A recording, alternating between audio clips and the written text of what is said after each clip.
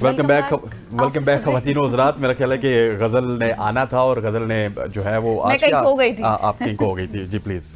تو اب چلتے ہیں, بات کر لیتے ہیں تھوڑی سی خیبر پختونخوا میں جو سچویشن تھی اس حوالے سے, کیونکہ خیبر پختونخوا میں جاری شدید بارشوں اور طوفانی سیلابی جو صورتحال ہے اس نے نہ صرف مقامی افراد بلکہ سیاحوں کے لیے بھی خطرناک حالات پیدا کر دیے ہیں, کیونکہ سوات ہو, کلام ہو, ناران ہو, کاغان ہو یا پھر دیگر پہاڑی مقامات ہو, وہاں پر لینڈ سلائیڈنگ, سڑکوں کی بندش اور ندی نالوں میں طغیانی کے باعث درجنوں سیاح بھی پھنس گئے ہیں, جبکہ متعدد افراد اپنی جان سے ہاتھ بھی دھو بیٹھے ہیں, جو کہ حالیہ ایگزامپل کل بھی ہم ڈسکس کر رہے تھے سوات والا واقعہ ہے. اور حالیہ دنوں میں مختلف علاقوں سے ہلاکتوں کی خبریں بھی بہت زیادہ آ رہی ہیں. ایک تشویشناک علامت بھی بن چکی ہے جو نہ صرف حکام بلکہ عوام کے لیے بھی ایک خطرے کی گھنٹی ہے.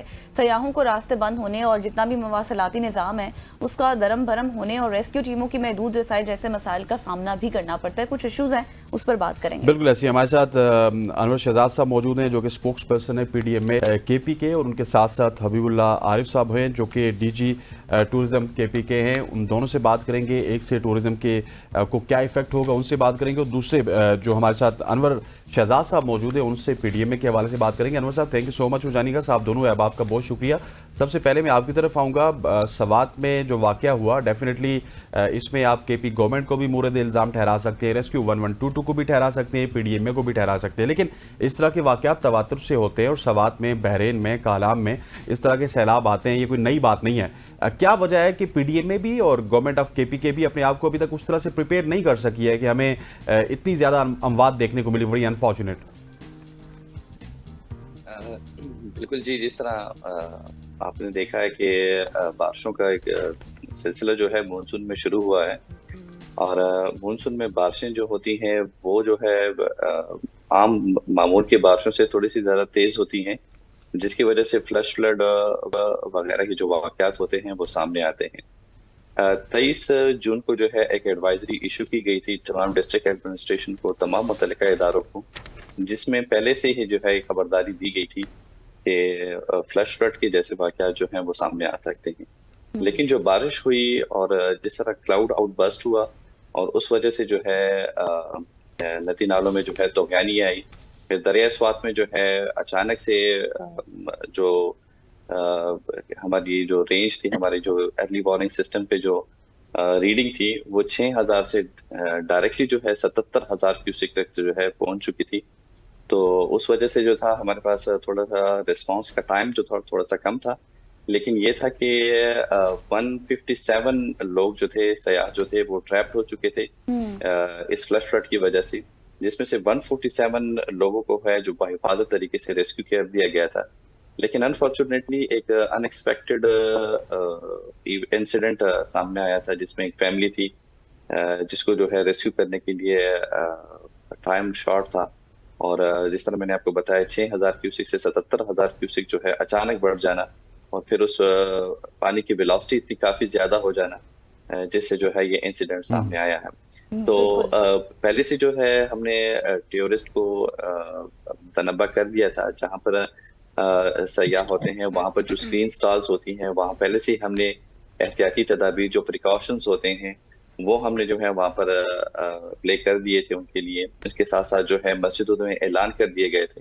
لیکن آپ کو پتہ ہے جس طرح کہ چھٹی والا دن تھا, جمعے کے دن بھی چھٹی تھی, ہفتہ اتوار بھی چھٹی تھی, تو لوگ زیادہ تر ٹورسٹ جو تھے وہ آؤٹنگ کے لیے باہر جا چکے تھے. تو ہمارے پاس جو فگر آیا تھا تو کم از کم 60-70 ہزار گاڑیاں جو تھی وہ ناران کاغان کی طرف انٹر ہو چکی تھی. تو ہر ایک بندے کو جا کر بتانا اور اسے یہ چیز شو کروانا کہ چلیں اس پر انور صاحب آگے بھی چل کر مزید بات کریں گے.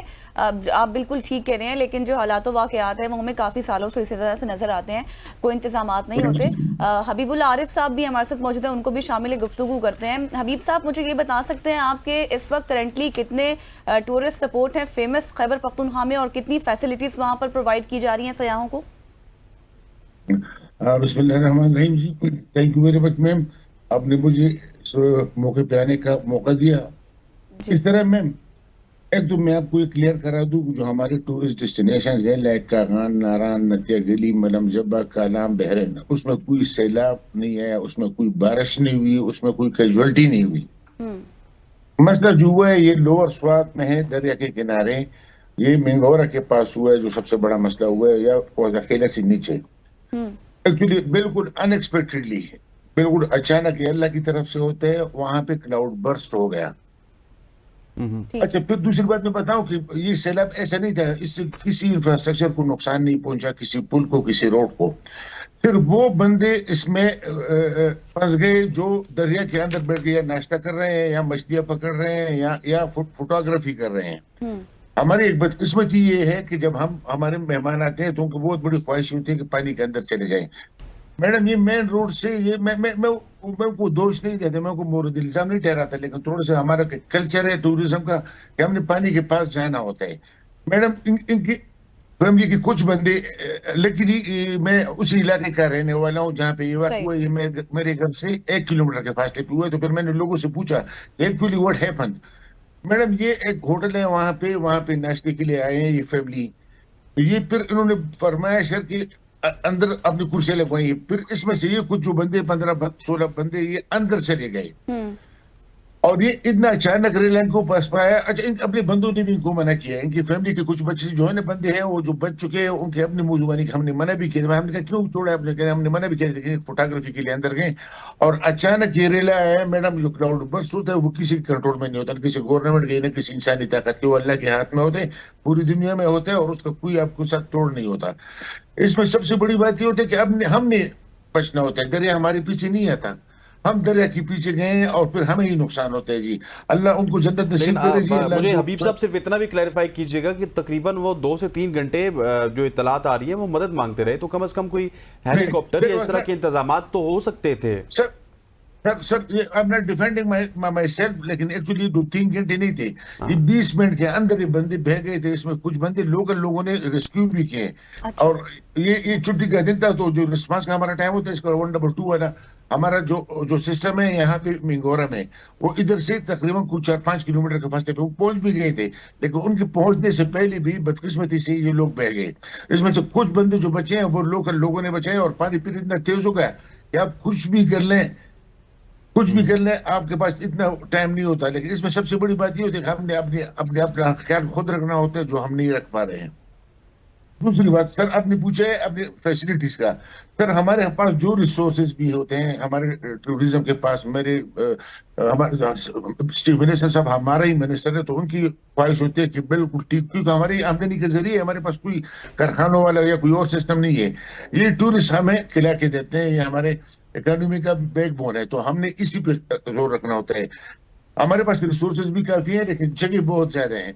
हमारे पास 150 से के पास मेरे पास टूरिज्म पुलिस है। आप जब भी जाएंगे हमारे सूबे के अंदर, आपको हमारे टूरिज्म का पुलिस मिलेगा। वो रूटीन का पुलिस नहीं होता है, वो सिर्फ सपोर्ट करता है। तो किसी बंदे को, किसी टूरिस्ट को कोई मसला हो तो उसकी हेल्प करता है। क्योंकि हमारे जो पीडीएमए है वो अवेलेबल होती है, उनका अपने दफ्तरों में होता है, और वो एडवाइजरीज भी जारी करते हैं, हमारे पास सामान भी होते हैं।